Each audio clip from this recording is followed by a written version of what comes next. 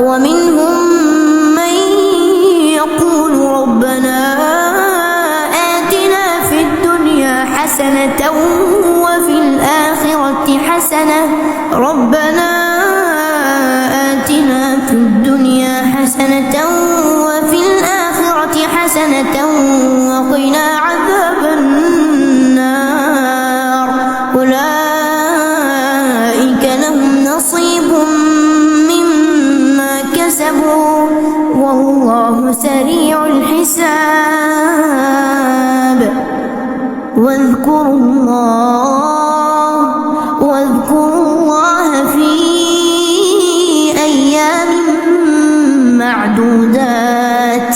فمن تعجل في يومين فلا إثم عليه ومن تأخر فلا إثم عليه لمن اتقى واتقوا الله واعلموا أنكم إليه تحشرون ومن الناس من يعجبك قوله في الحياة الدنيا ويشهد الله على ما في قلبه وهو ألد الخصام وإذا تولى سعى في الأرض ليفسد فيها ويهلك الحرث والنسل والله لا يحب الفساد وإذا قيل له اتق الله أخذته العزة بالإثم فحسبه جهنم ولبئس المهاد ومن الناس من يشري نفسه ابتغاء مرضات الله والله رؤوف بالعباد يا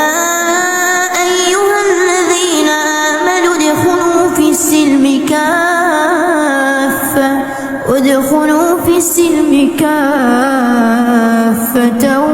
ولا تتبعوا خطوات الشيطان إنه لكم عدو مبين فإن زللتم من بعد ما جاءتكم البينات فاعلموا أن الله عزيز حكيم هل ينظرون إلا أن يأتيهم الله في ظلل من الغمام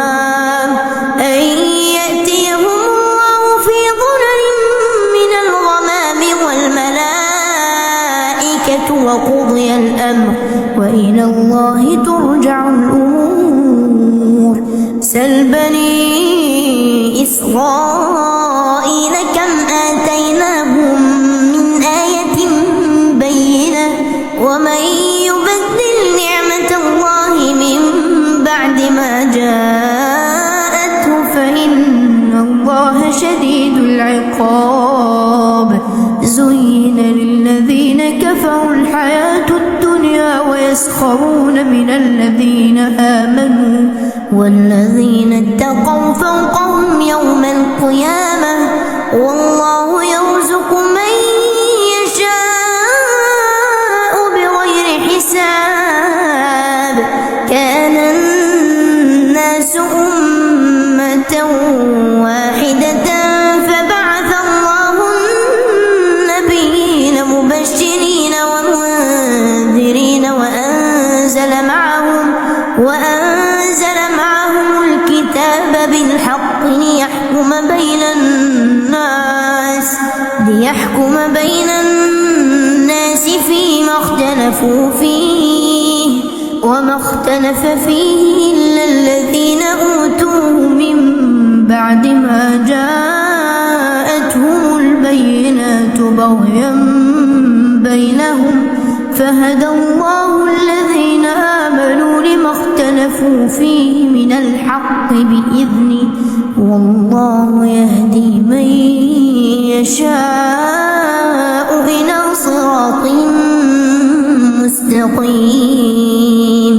أم حسبتم أن تدخلوا مثل الذين خلوا من قبلكم مستهم البأساء والضراء وزلزلوا حتى يقول الرسول والذين آمنوا معه متى نصر الله ألا إن نصر الله قريب يسألونك ماذا ينفقون قل ما أنفقتم من خير فللوالدين والأقربين واليتامى والمساكين وابن السبيل وما تفعلوا من خير فإن الله به عليم كتب عليكم القتال وهو كره لكم وعسى أن تكرهوا شيئا وهو خير لكم وعسى أن تحبوا شيئا وهو شر لكم والله يعلم وأنتم لا تعلمون يسألونك عن الشهر الحرام قتال فيه قل قتال فيه كبير وصد عن سبيل الله وكفر به والمسجد الحرام وإخراج أهله منه أكبر عند الله والفتنة أكبر من القتل ولا يزالون يقاتلونكم حتى يردوكم عن دينكم إن استطاعوا ومن يرتد منكم عن دينه فيمت وهو كافر فأولئك حبطت أعمالهم في الدنيا والآخرة وأولئك أصحاب النار هم فيها خالدون إن الذين آمنوا والذين هاجروا وجاهدوا في سبيل الله أولئك يرجون رحمة الله والله غفور رحيم يسألونك عن الخمر والميسر قل فيهما إثم كبير ومنافع للناس وإثمهما أكبر من نفعهما ويسألونك ماذا ينفقون قل العفو كذلك يبين الله لكم الآيات لعلكم تتفكرون في الدنيا والآخرة ويسألونك عن اليتامى قل إصلاح لهم خير وإن تخالطوهم فإخوانكم والله يعلم المفسد من المصلح ولو شاء الله لأعنتكم إن الله عزيز حكيم ولا تنكحوا المشركات حتى يؤمنوا ولأمة مؤمنة خير من مشركة ولو أعجبتكم ولا تنكحوا المشركين حتى يؤمنوا ولعبد مؤمن خير من مشرك ولو أعجبكم أولئك يدعون إلى النار والله يدعو إلى الجنة والمغفرة بإذنه ويبين آياته للناس لعلهم يتذكرون ويسألونك عن المحيض قل هو أذى فاعتزلوا النساء في المحيض ولا تقربوهن حتى يطهرن فإذا تطهرن فأتوهن من حيث أمركم الله إن الله يحب التوابين ويحب المتطهرين. نساؤكم حرث لكم فأتوا حرثكم أنى شئتم وقدموا لأنفسكم واتقوا الله واعلموا أنكم ملاقوه وبشر المؤمنين. ولا تجعلوا الله عرضة لأيمانكم أن تبروا وتتقوا وتصلحوا بين الناس والله سميع عليم. لا يؤاخذكم الله باللغو في أيمانكم ولكن يؤاخذكم بما كسبت قلوبكم والله غفور حليم. للذين يؤلون من نسائهم تربص 4 أشهر فإن فاءوا فإن الله غفور رحيم. وإن عزموا الطلاق فإن الله سميع عليم. والمطلقات يتربصن بأنفسهن 3 قروء ولا يحل لهن أن يكتمن ما خلق الله في أرحامهن إن كن يؤمن بالله واليوم الآخر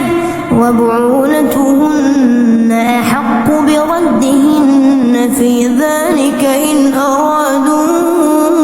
إصلاحا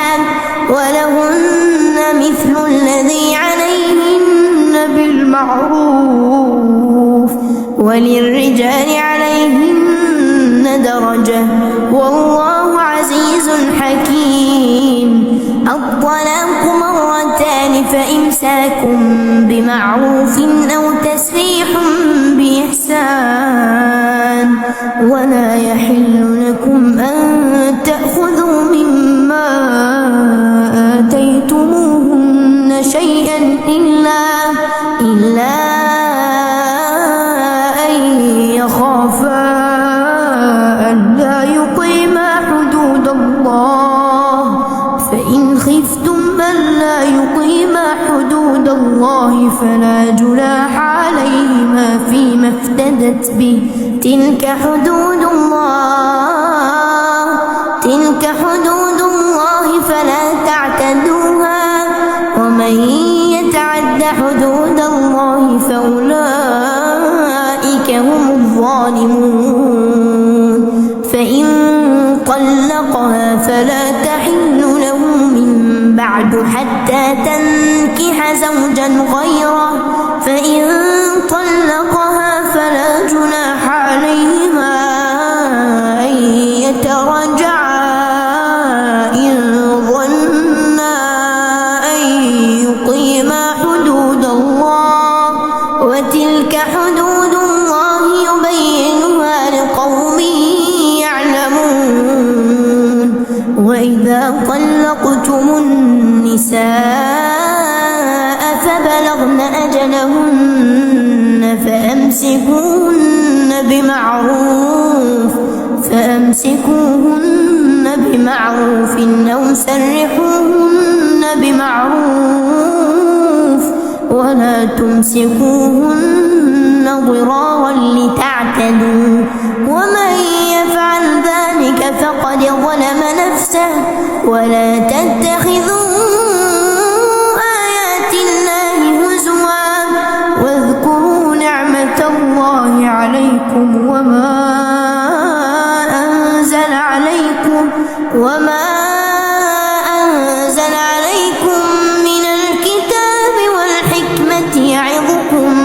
به واتقوا الله واعلموا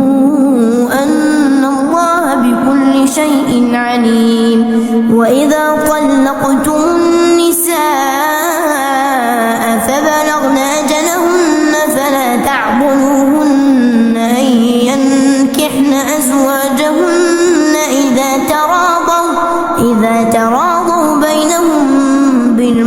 بالمعروف ذلك يوعظ به من كان منكم يؤمن بالله واليوم الآخر ذلكم أزكى لكم وأطهر والله يعلم وأنتم لا تعلمون. والوالدات يرضعن أولادهن حولين كاملين لمن أراد أن يتم الرضاعة وعلى المولود له رزقهن وكسوتهن بالمعروف لا تكلف نفس إلا وسعها لا تضار والدة بولدها ولا مولود له بولده وعلى الوارث مثل ذلك فإن أرادا فصالا عن تراض منهما وتشاور فلا جناح عليهما وإن أردتم أن تسترضعوا أولادكم فلا جناح عليكم إذا سلمتم ما آتيتم بالمعروف واتقوا الله واعلموا أن الله بما تعملون بصير. والذين يتوفون منكم ويذرون أزواجا يتربصن بأنفسهن 4 أشهر وعشرا فإذا بلغن أجلهن فلا جناح عليكم فيما فعلن في أنفسهن بالمعروف والله بما تعملون خبير. ولا جناح عليكم فيما عرضتم به من خطبة النساء أو أكننتم في أنفسكم علم الله أنكم ستذكرونهن ولكن لا تواعدوهن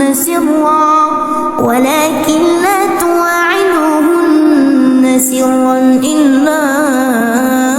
أن تقولوا قولا معروفا ولا تعزموا عقدة النكاح حتى يبلغ الكتاب أجله واعلموا أن الله يعلم ما في أنفسكم فاحذروه واعلموا أن الله غفور حليم. لا جناح عليكم إن طلقتم النساء ما لم تمسوهن أو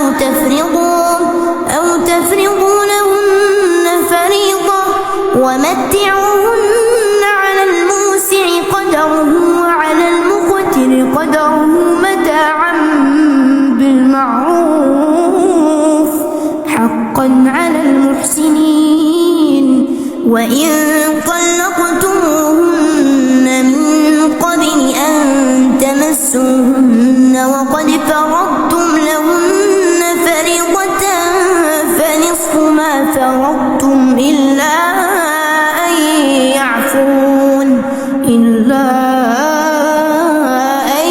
يعفون أو يعفو الذي بيده عقدة النكاح وأن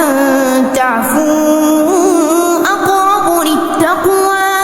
ولا تنسوا الفضل بينكم إن الله بما تعملون بصير. حافظوا على الصلوات والصلاة الوسطى وقوموا لله قانتين. فإن خفتم فرجالا أو ركبانا فإذا أمنتم فاذكروا الله كما علمكم ما لم تكونوا تعلمون. والذين يتوفون منكم ويذرون أزواجا وصية لأزواجهم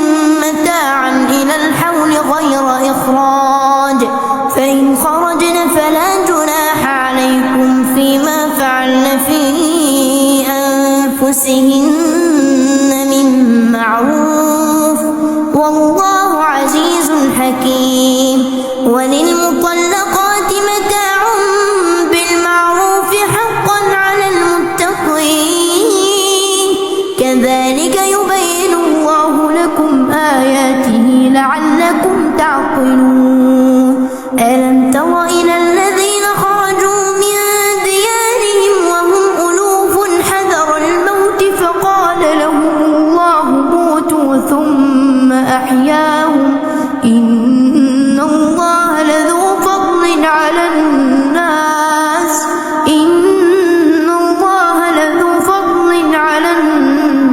ولكن أكثر الناس لا يشكرون. وقاتلوا في سبيل الله واعلموا أن الله سميع عليم. من ذا الذي يقرض الله قرضا حسنا فيضاعفه له أضعافا كثيرة والله يقبض ويبسط وإليه ترجعون. ألم تر إلى الملأ من بني إسرائيل من بعد موسى إذ قالوا لنبي له ابعث لنا ملكا نقاتل في سبيل الله قال هل عسيتم إن كتب عليكم القتال ألا تقاتلوا قالوا وما لنا ألا نقاتل في سبيل الله وقد أخرجنا من ديارنا وأبنائنا فلما كتب عليهم القتال تولوا إلا قليلا منهم والله عليم بالظالمين. وقال لهم نبيهم إن الله قد بعث لكم طالوت ملكا قالوا أنى يكون له الملك علينا ونحن أحق بالملك منه ولم يؤت سعة من المال قال إن الله اصطفاه عليكم وزاده بسطة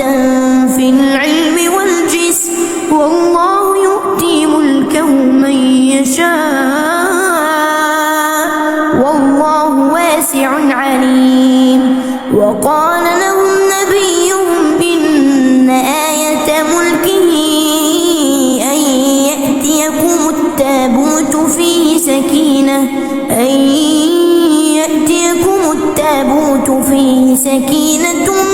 من ربكم وبقية مما ترك آل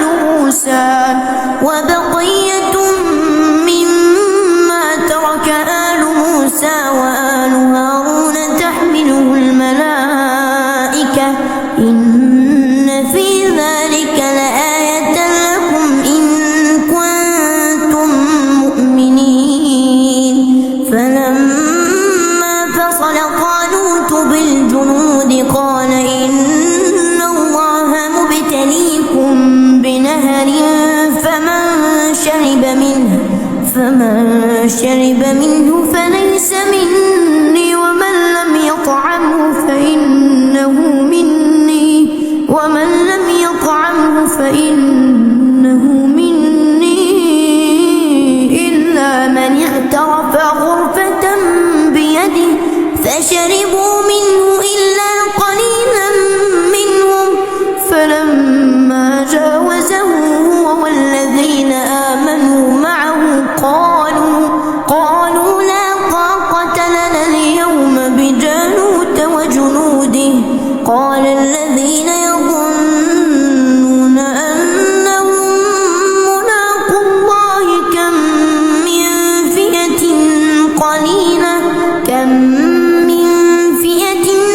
قليلة غلبت فئة كثيرة بإذن الله والله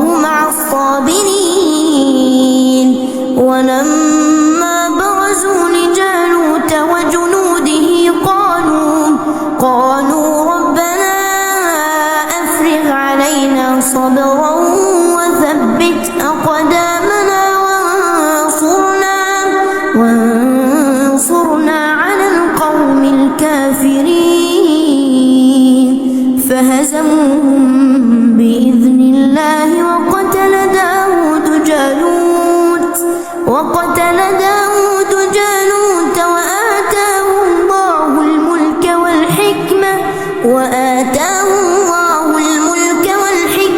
وعلمه مما يشاء ولولا دفع الله الناس بعضهم ببعض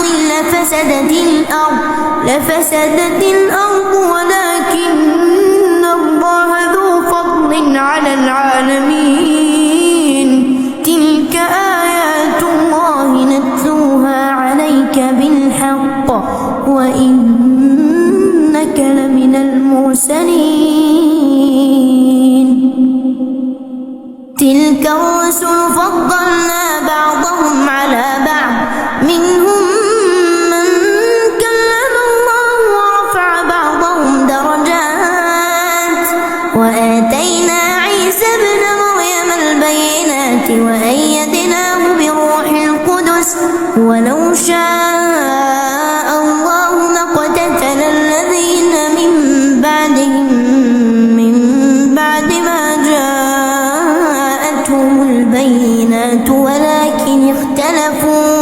ولكن اختلفوا فمنهم من آمن ومنهم من كفر ولو شاء الله ما اقتتلوا ولكن الله يفعل ما يريد يا أيها الذين آمنوا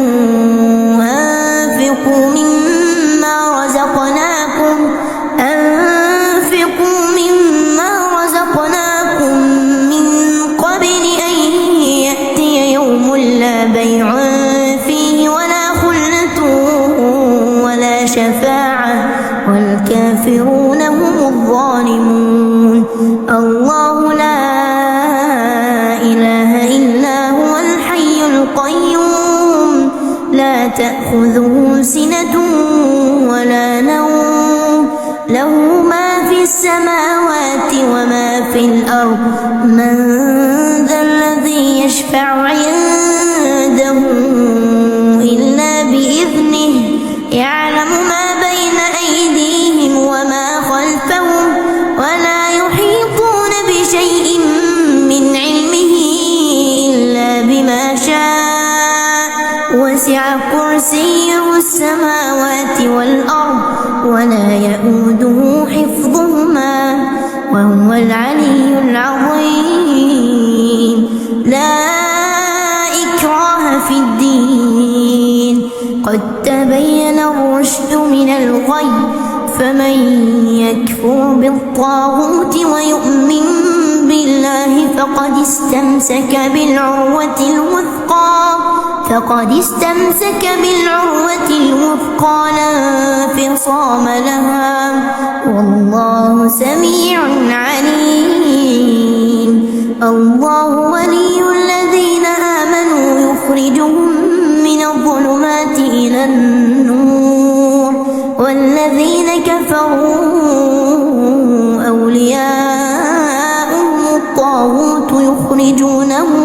يخرجونهم من النور إلى الظلمات أولئك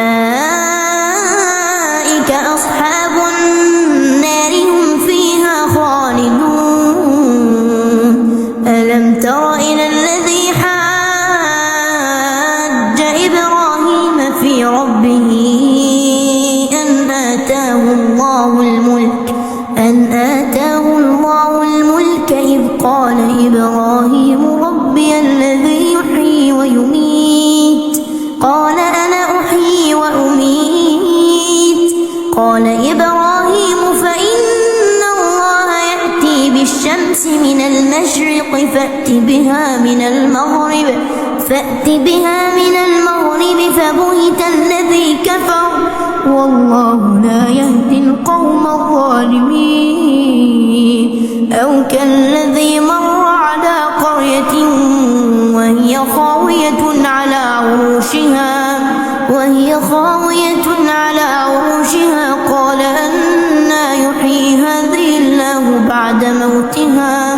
قال أنى يحيي هذه الله بعد موتها فأماته الله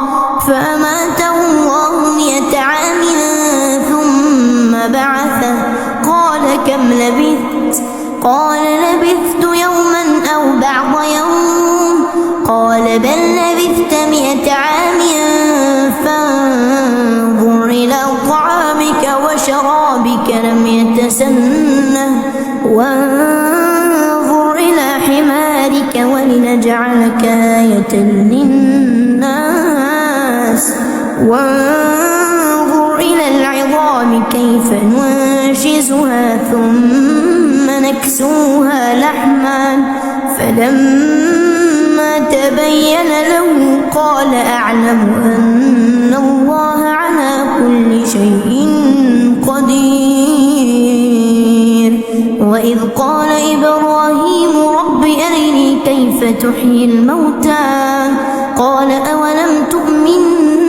قال بلى ولكن ليطمئن قلبي قال فخذ 4 من الطير فصرهن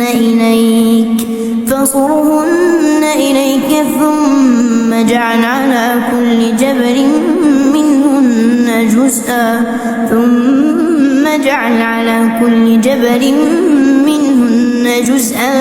ثم ادعهن يأتينك سعيا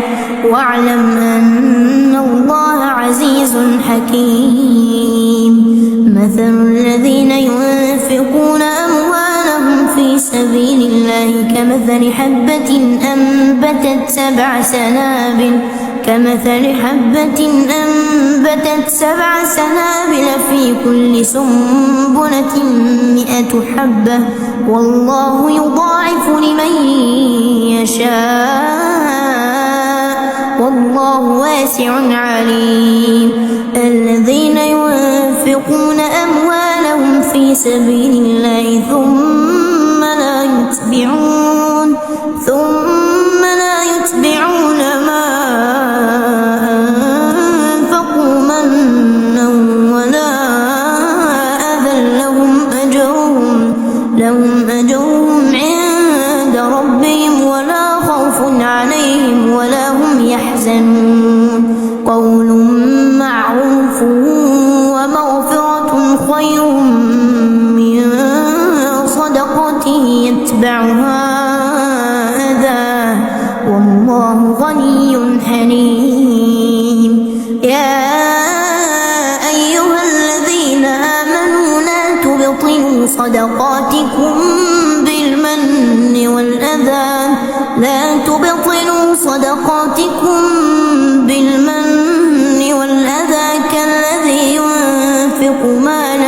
كالذي ينفق ماله رئاء الناس ولا يؤمن بالله واليوم الآخر فمثله كمثل صفوان عليه تراب فأصابه وابل فتركه صلدا لا يقدرون على شيء مما كسبوا والله لا يهدي القوم الكافرين. ومثل الذين ينفقون أموالهم ابتغاء مرضات الله وتثبيتا من أنفسهم كمثل جنة بربوة أصابها وابل فآتت أكلها ضعفين فإن لم يصبها وابل فطل والله بما تعملون بصير. أيود أحدكم أن تكون له جنة من نخيل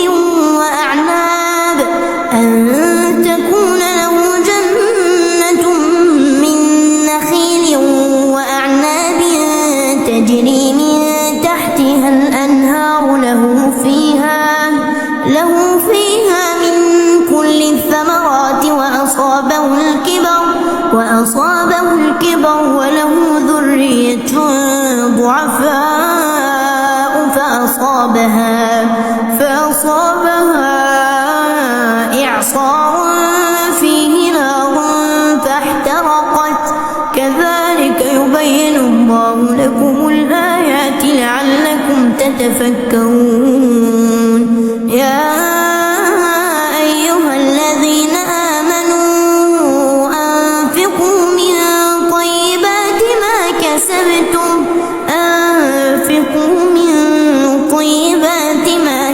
اكتسبتم ومما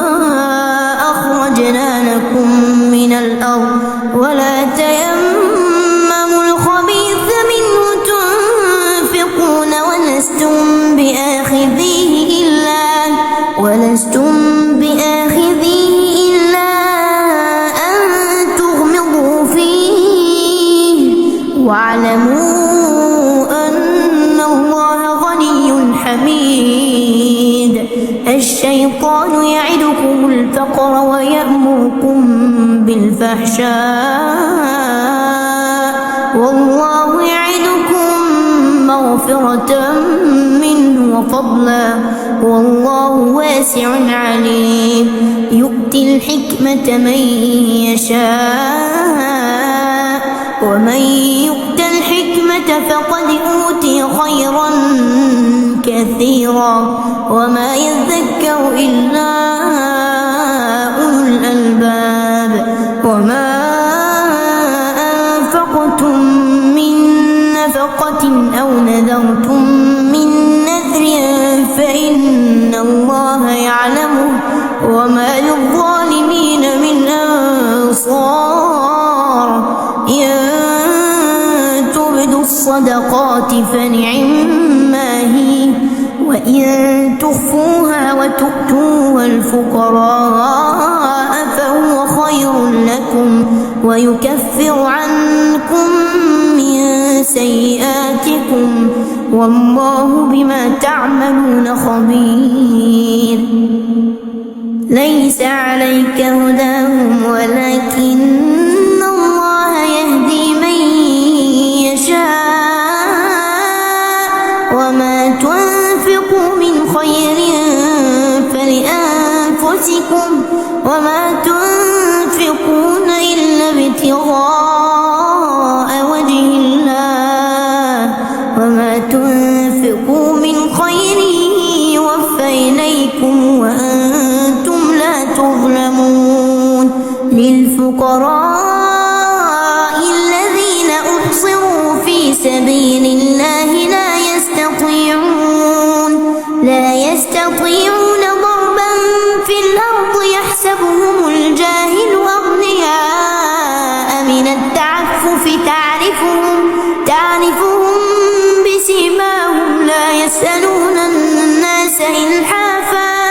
وما تنفقوا من خير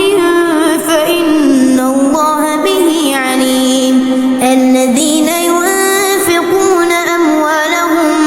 بالليل والنهار سرا وعلانية فلهم أجرهم عند ربهم ولا خوف عليهم ولا هم يحزنون.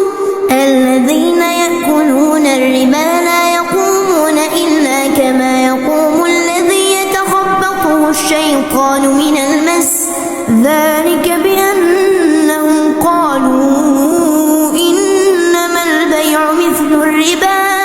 وأحل الله البيع وحرم الربا. فمن جاءه موعظة من ربه فانتهى فله ما سلف وأمره إلى الله ومن عاد فأولئك أصحاب النار هم فيها خالدون. يمحق الله الربا ويربي الصدقات والله لا يحب كل كفار أثيم. إن الذين آمنوا وعملوا الصالحات وأقاموا الصلاة وآتوا الزكاة لهم أجرهم عند ربهم ولا خوف عليهم ولا هم يحزنون. يا أيها الذين آمنوا اتقوا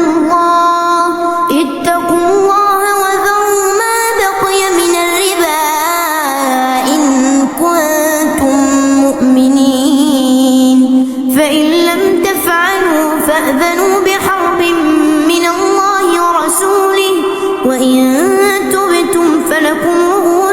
أموالكم لا تظلمون ولا تظلمون. وإن كان ذو عسرة فنظرة إلى ميسرة، وأن تصدقوا خير لكم إن كنتم تعلمون. اتقوا يوما ترجعون فيه إلى الله ثم توفى كل نفس ما كسبت وهم لا يظلمون. يا أيها الذين آمنوا إذا تداينتم بدين إلى أجل مسمى فاكتبوه، وليكتب بينكم كاتب بالعدل ولا يأب كاتب أن يكتب كما علمه الله، فليكتب وليملل الذي عليه الحق وليتق الله ربه ولا يبخس منه شيئا، فإن كان الذي عليه الحق سفيها أو ضعيفا أو لا يستطيع أن يمل هو فليملل وليه بالعدل، واستشهدوا شهيدين من رجالكم فإن لم يكونا رجلين فرجل وامرأتان ممن ترضون من الشهداء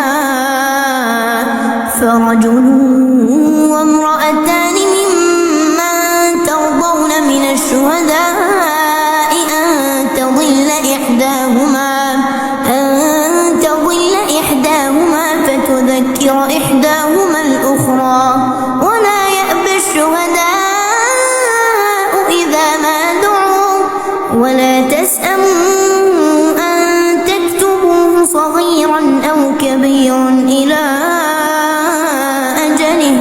ذلكم أقسط عند الله وأقوم للشهادة وأدنى ألا ترتابوا إلا أن تكون تجارة حاضرة تديرونها بينكم فليس عليكم جناح ألا تكتبوها، وأشهدوا إذا تبايعتم ولا يضار كاتب ولا شهيد، وإن تفعلوا فإنه فسوق بكم، واتقوا الله ويعلمكم الله، والله بكل شيء عليم. وإن كنتم على سفر ولم تجدوا كاتبا فرهان مقبوضة، فإن أمن بعضكم بعضا فليؤدي الذي اؤتمن أمانته وليتق الله ربه ولا تكتموا الشهادة، ومن يكتمها فإنه آثم قلبه، والله بما تعملون عليم. لله ما في السماوات وما في الأرض، وإن تبدوا ما في أنفسكم أو تخفوه يحاسبكم به الله، فيغفر لمن يشاء ويعذب من يشاء، والله على كل شيء قدير. آمن الرسول بما أنزل إليه من ربه والمؤمنون كل آمن بالله وملائكته وكتبه ورسله لا نفرق بين أحد من رسله، وقالوا سمعنا وأطعنا غفرانك ربنا وإليك المصير. لا يكلف الله نفسا إلا وسعها، لها ما كسبت وعليها ما اكتسبت، ربنا لا تؤاخذنا